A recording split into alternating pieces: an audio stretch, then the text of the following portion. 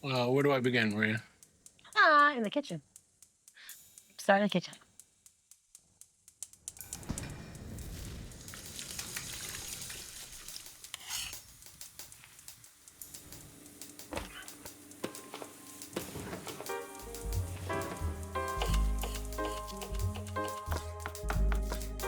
Food has always been a part of our life.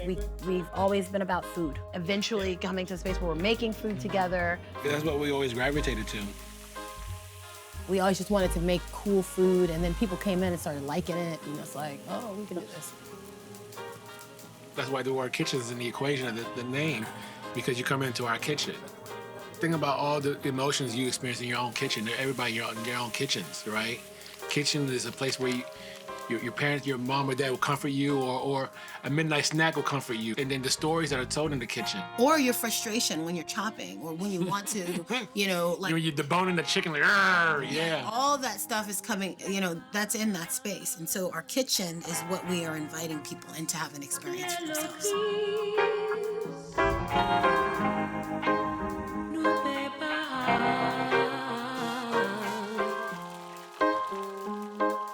We want people to forget about your crappy workday and come back to a place where they can remember who they are.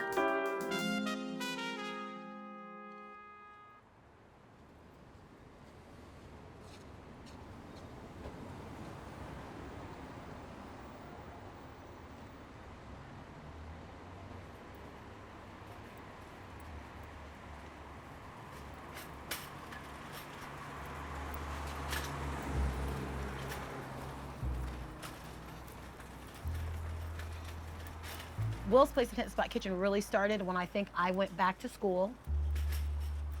But because it was full-time and it was in DC, I was gone a lot.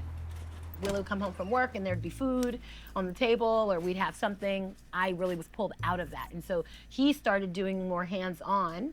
He was cooking, and it was good and it was amazing, and I didn't have to cook anymore because he was like, I don't need to cook because your stuff's good. Like, you keep cooking. At this time, there was actually a little pasta shop, Regina's Pasta Factory, where this gentleman started a freshly hand-cranked pasta. I learned you could cook pasta in 60 seconds or less. That's when I started learning more about cooking things from scratch, because he was making his own dough, making a lot of his own sauces. I tasted the difference versus the box. Even in the color, you could see a little bit more vibrancy, a little bit more life. I wanted to be able to provide food. I was seeing how easy it was. At this time, I migrated to Blackstone Coffee, and then the owner was like, well, if you want, I know you want to cook and everything, you could bake. And I think that's when it really, really started, because now I started learning how to bake for the masses with a budget. But this was just all confirmation for me, because I already knew that I want to start my own business. My very first cooking for a public was actually at the center. It was for the students every Tuesday, and that was pretty wild. And then from there, just got to enjoy it, just start learning the ropes on being an entrepreneur, and then start learning recipes. And then when I was let go, that next day is when Will's Place started.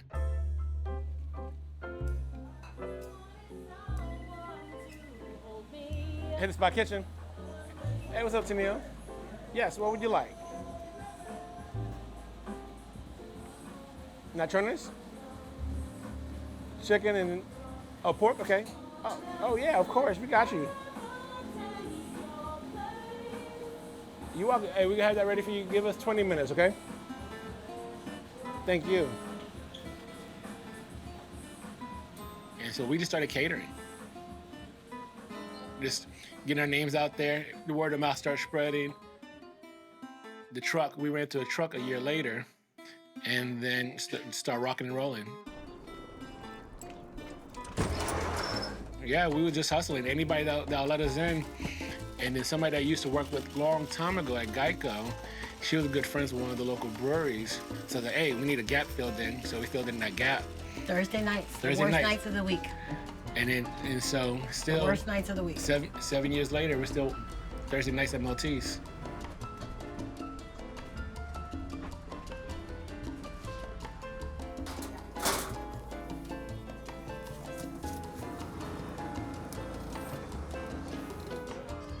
1757 after tax.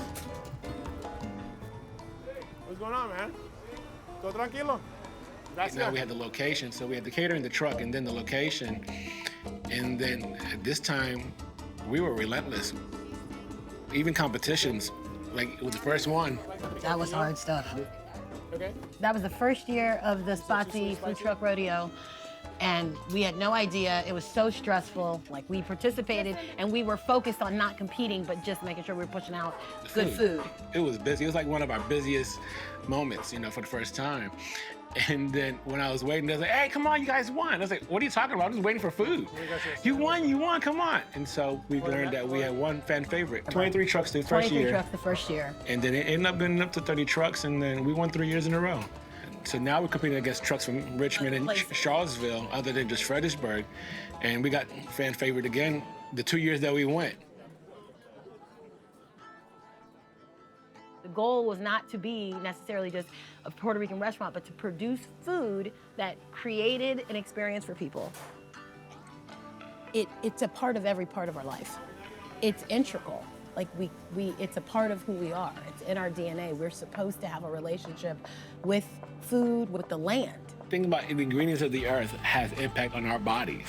Literally. Right, for inflammation, for anything. When a child is sick, what do you give them? You give them soup, a broth, that's something that's cooked, and the ingredients matter to what goes in it so that child can get healthier.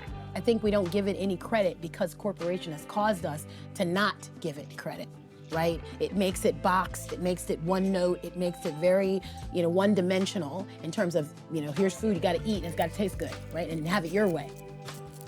Talking about a global thing here. You're talking about, think about the many stories in the kitchen. Because the kitchen, if you think of a kitchen, the corporate setting, you think of just inside the walls. But you think about a global thing, kitchens could be outdoors. Kitchens could be anywhere you put it. You just need an open fire and some ingredients. And I think that is how food becomes nostalgic, because it isn't about being a corporate thing that exists on a platform. It's about a moment of time shared with another person or people. Right? Or even with yourself. Too many people go in restaurants and they don't even know it. They just go in. They just eat. There's no thought. There's no emotion. There's nothing attached to it. And so we really want people to understand how food is a constant in their life and how they can use it to help them to heal. It's understanding food and understanding myself that has enabled me to do that. And I think we want people to understand themselves better, and food is a way to do that. Drop, drop, drop, drop, drop, drop.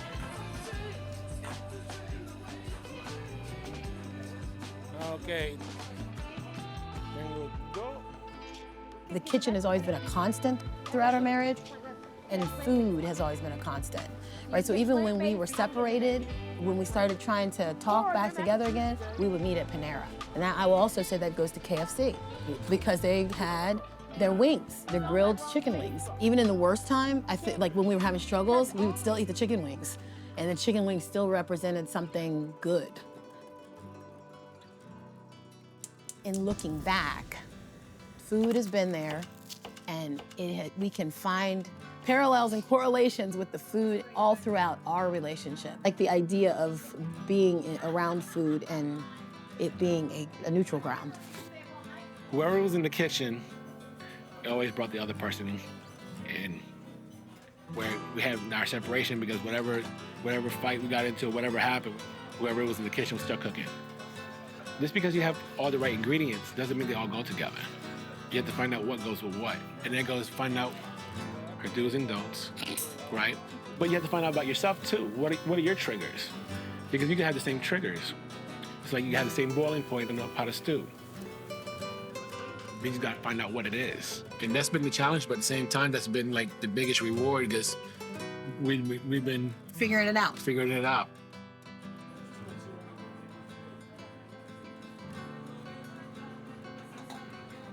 It's more than what you're looking at. There's a deeper thing, and you have to seek that. You have to chase it, and then, like you said, you have to surrender and you have to be willing.